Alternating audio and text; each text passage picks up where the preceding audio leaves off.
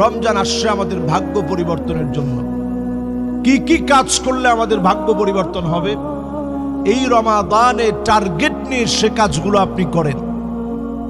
এক নাম্বার কাজ হচ্ছে ফরজ আমলগুলো সব যথাযথ নিয়ম করে, নিয়ম মাফিক ফরজ আমলগুলো বেশি বেশি করবেন।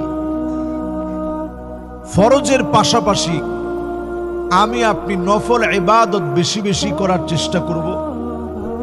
নফল ইবাদতের ভিতরে দোয়া করার চেষ্টা করবেন। রমাদানে দোয়া আল্লাহর কাছে বিশেষভাবে কবুল হয়। ফারহাতুন ইনদা লিকাই রাব্বিহি, ফারহাতুন ইনদা ফিতরিহি।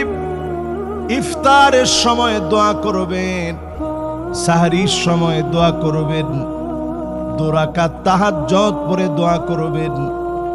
আল্লাহর কাছে কায়মানো বাক্যে মুনাজাতে চোখের পানিগুলো ছেড়ে দিয়ে দোয়া করবেন। অবশ্যই যিনি আমার আপনার দোয়া কবুল করে নেবেন তিনি কে?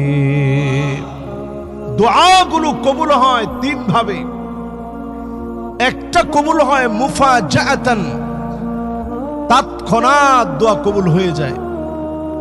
এরকম অসংখ্য দোয়া আমার আপনার জীবনে, প্রত্যেকের জীবনে আছে।